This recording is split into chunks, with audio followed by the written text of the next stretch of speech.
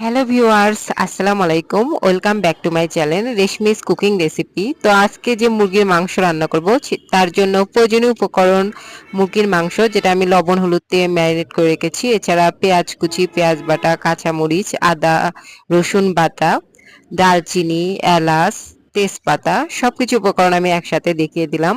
তো এই সবকরণ উপকরণ দিয়েই আজকে আমরা রান্না করব। এখানে আমি পেঁয়াজ কিছু ব্লেন্ড করে নিয়েছি। একটি কড়াই নেব, সেখানে পরিমাণ মতো 2 টেবিল চামচ বা তার বেশি পরিমাণ সরিষার তেল দিয়ে দেব।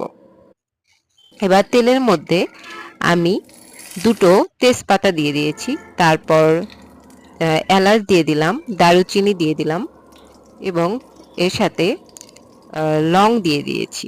এবার এগুলো সুন্দর করে ভেজে নেব। তারপর এর ভেতর সুন্দর করে ভেজে দেব। যখন একটু বাদামি কালার হয়ে যাবে তখন তার ভেতর আমি পেঁয়াজ কুচিগুলো ঢেলে দেব।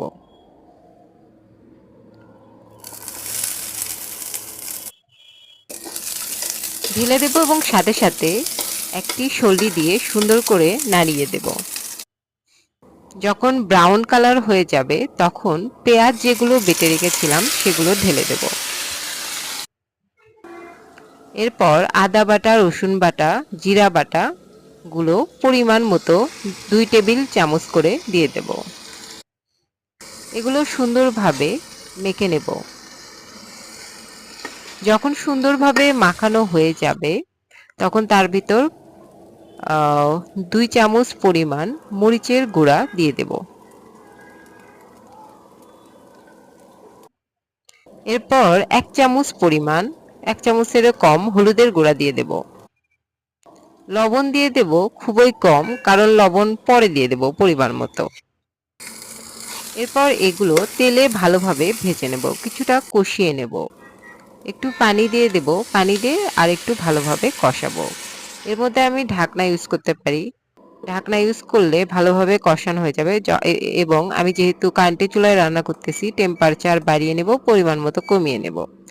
যখন একটু মাখা মাখা হয়ে যাবে তার ভিতর আমার ম্যারিনেট করা মাংসগুলো ঢেলে দেব। এবার সুন্দরভাবে মাংসগুলোকে কষিয়ে নেব। যখন মাংসগুলো ভালোভাবে কষানো হয়ে যাবে একটু ঢাকনা দিয়ে রাখবো।